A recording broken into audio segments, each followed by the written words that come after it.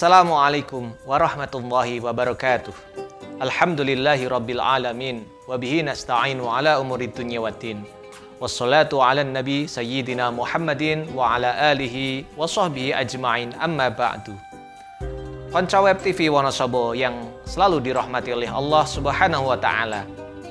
Malam 1000 bulan atau Lailatul Qadar adalah satu malam yang hanya terjadi di bulan Ramadan. Malam ini adalah malam yang paling baik di antara 1000 bulan. Kita bisa mendapatkan pahala yang nilainya setara dengan 1000 bulan. Kali ini Konco Web TV Wonosobo, dari sini kita akan berbagi cerita tentang kisah keteladanan Nabi Musa alaihi salam. Tapi sebelumnya, bagi yang belum sholat, silahkan sholat terlebih dahulu. Jangan sampai tayangan ini menjadikan kita lalai dengan kewajiban kita kepada Allah Subhanahu wa Ta'ala. Amin ya Rabbal Alamin. Ketika itu Mesir dikuasai seorang Fir'aun yang sangat kejam. Fir'aun memerintah Mesir dengan tangan besi. Lebih parah lagi, Fir'aun menganggap dirinya sebagai Tuhan yang harus disembah oleh rakyatnya. Menjelang kelahiran Musa, Fir'aun bermimpi. Dalam mimpi itu Fir'aun melihat negerinya mengalami kebakaran hebat. Semua hangus dilalap si jago merah, dilalap api. Anehnya, orang-orang Bani Israel tak ada yang mati. Fir'aun kemudian menanyakan takwilnya kepada ahli nujum kerajaan. Menurut ahli nujum, kekuasaan Fir'aun akan hancur di tangan seorang Bani Israel. Mendengar itu, Fir'aun murka, Fir'aun marah besar. Maka diperintahkanlah mengeluarkan sesuatu maklumat yang isinya setiap bayi laki-laki yang lahir dari keluarga Bani Israel harus dibunuh.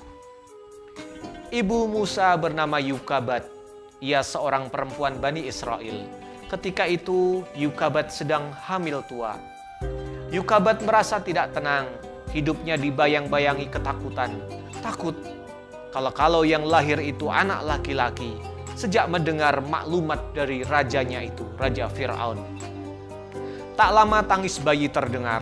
Senyum bahagia tersungging di bibir Yukabat. Bayinya lahir dengan selamat. Rasa sakit terobati. Perjuangannya tak sia-sia.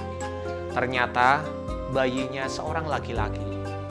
Rasa takut Yukabat terus bertambah. Bagaimana kalau bayinya dibunuh tentara Fir'aun? Sampai akhirnya Yukabat mendapat petunjuk. Allah memberinya ilham supaya bayi itu dihanyutkan.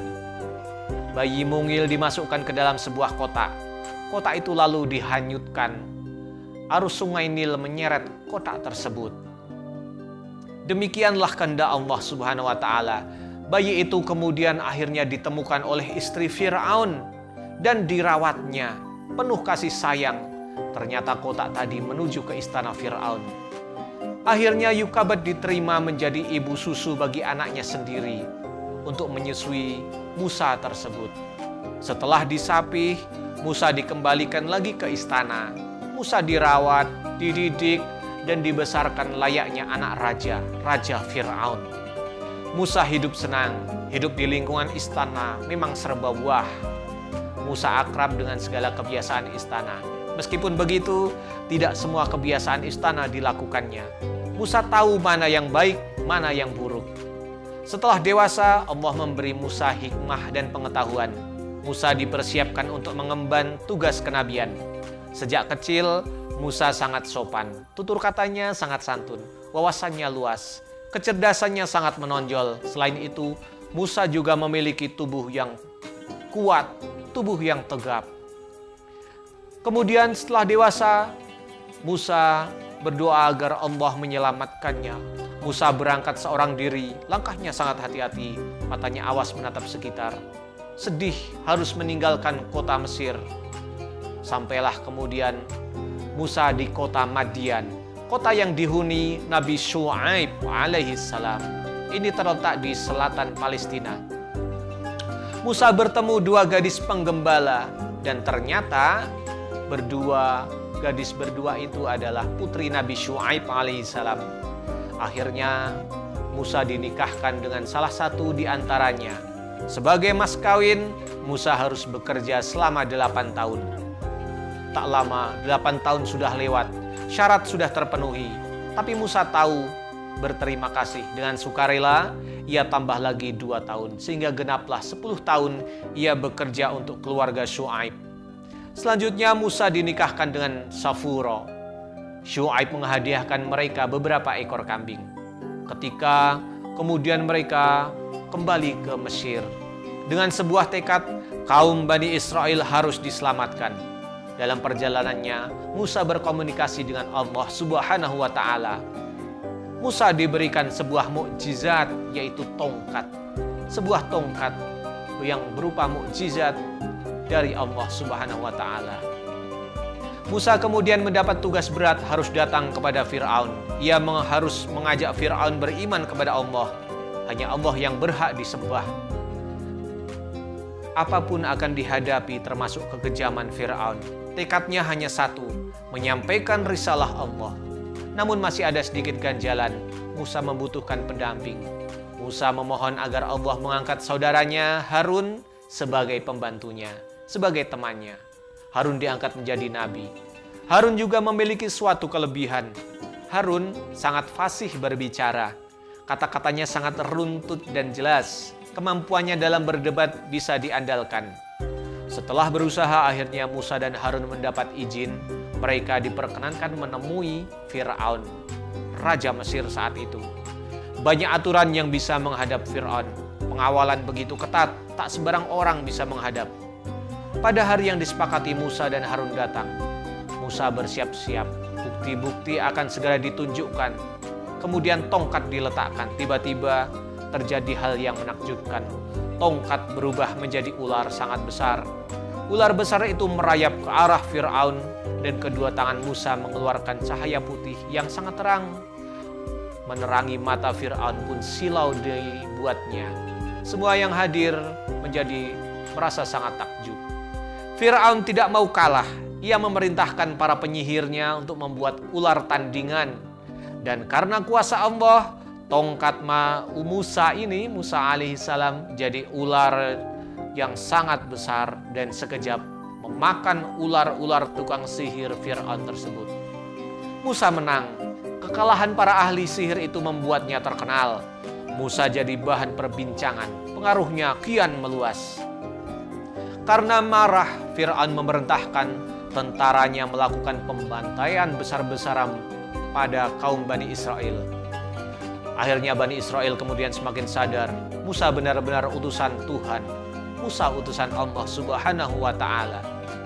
Maka kemudian Bani Israel datang kepada Musa. Musa diminta untuk membawa mereka keluar dari Mesir. Di bawah pimpinan Musa, rombongan Bani Israel berangkat. Mereka meninggalkan Mesir. Tujuan mereka ialah ke Baitul Maqdis. Rombongan berjalan kaki. Langkah mereka sangat cepat, mereka takut tertangkap. Sebab Fir'aun dan bala tentaranya tengah mengejar dari belakang. Nabi Musa alaihissalam dengan Bani Israel kebingungan karena berada di tepi pantai. Kalau maju bisa terjebur ke laut, kalau mundur ke belakang ada tentara Fir'aun.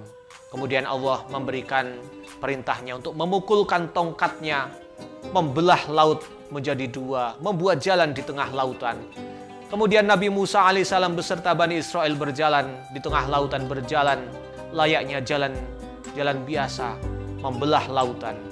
Sampai di ujung, ternyata Fir'aun pun juga mengejar. Akan tetapi, saat berada di tengah, tiba-tiba laut tersebut bergerak.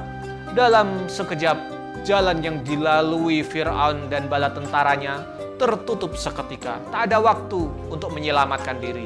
Semua digulung air laut.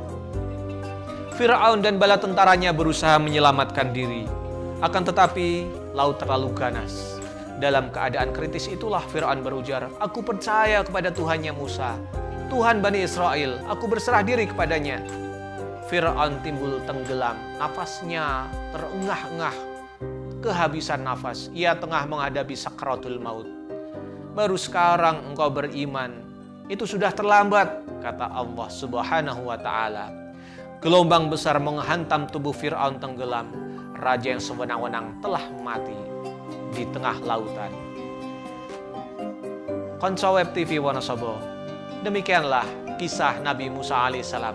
Apa yang bisa dapat kita ambil hikmahnya?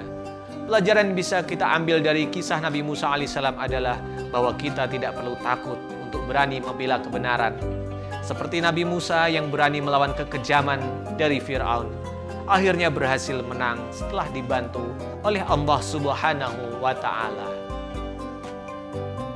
Demikian kisah yang bisa disampaikan.